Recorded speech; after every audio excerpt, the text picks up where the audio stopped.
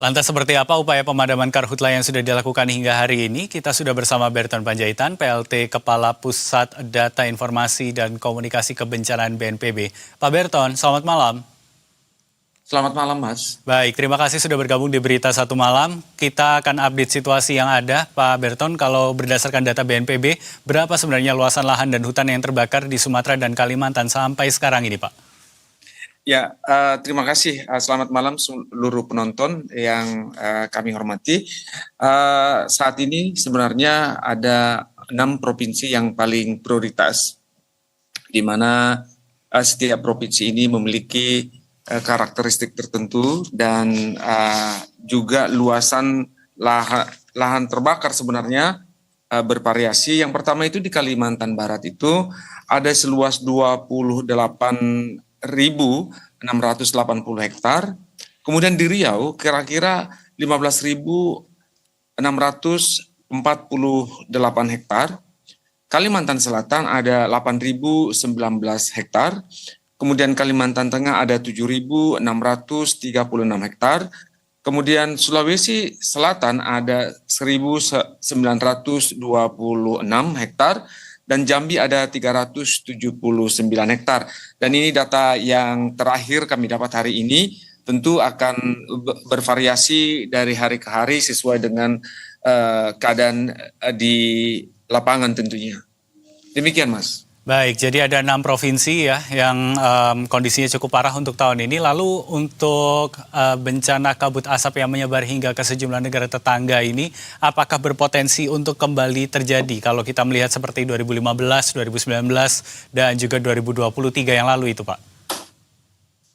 Ya, kalau kita lihat sebenarnya memang keadaan saat ini, El Nino saat ini sangat mempengaruhi banyaknya wilayah Indonesia yang terbakar.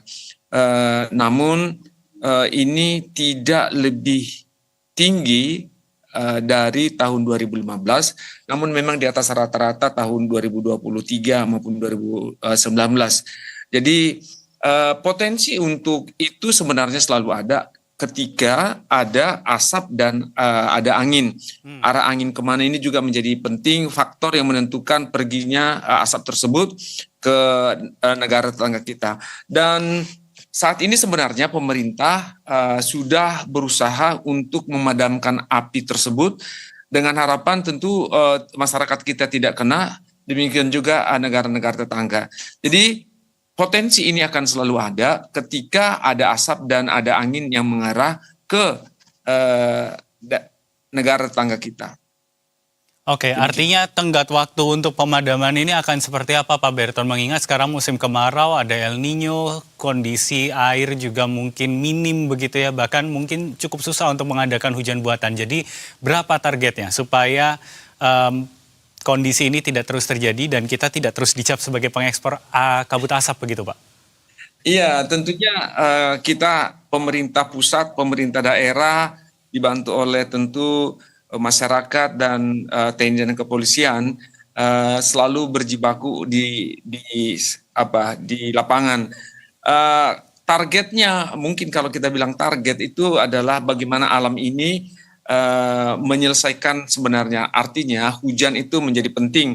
Ketika kita mendapatkan data dari BMKG bahwa akhir El Nino ini kemungkinan besar di pertengahan Oktober, kita berharap sebelum itu api ini sudah akan berakhir dan kita bisa lebih tenang lagi menyikapi apabila memang ada kebakaran yang kecil di sana sini. Pada dasarnya pemerintah selalu akan melakukan usaha yang terbaik dan didukung oleh alam dan upaya-upaya kita tentu ini akan bisa kita segera atasi. Baik Pak Berton, ini tentu tenggatnya atau targetnya tadi Anda sebutkan sebelum musim kemarau ini berakhir, kalau bisa bahkan secepatnya begitu. Tapi ini kan wilayahnya banyak.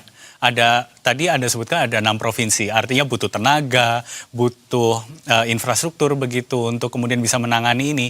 Anggarannya seperti apa Pak Berton? Apakah cukup anggaran yang dimiliki BNPB sekarang ini untuk mengatasi kondisi yang ada sekarang? Iya, tentu memang dalam menyikapi adanya pekerjaan untuk menyelesaikan kebakaran hutan dan lahan ini, kita membutuhkan upaya sumber daya manusia, terutama mengerahkannya, kemudian alat-alat, dan tentu ini membutuhkan banyak sekali anggaran. Tapi bagaimanapun pemerintah selalu akan melindungi masyarakatnya dari berbagai ancaman, termasuk ancaman karhutla. Pemerintah selalu berkomitmen untuk menyediakan anggaran. Dan ini sudah menjadi perhatian Kepala Negara kita, Bapak Presiden, dan tentu ini juga sudah menjadi perhatian dengan Menteri maupun Kepala Lembaga yang lain. Untuk dana dari di BNPB, kami kira itu mencukupi dan selalu akan ditop up oleh Kementerian Keuangan apabila memang kita akan membutuhkannya nanti. Baik, kalau begitu tentu kita berharap ini bisa segera diselesaikan supaya kondisi tidak terus berulang. Paling tidak kesehatan masyarakat kita juga menjadi perhatian begitu ya, karena terpapar asap terus tentu juga akan berpengaruh pada kondisi mereka. Pak Berton Panjaitan, PLT Kepala Pusat Data Informasi dan Komunikasi Kebencanaan BNPB, terima kasih banyak sudah berbagi informasi pada kami di Berita Satu Malam untuk hari ini. Selamat kembali beraktivitas, Pak. Terima kasih dan selamat beraktivitas.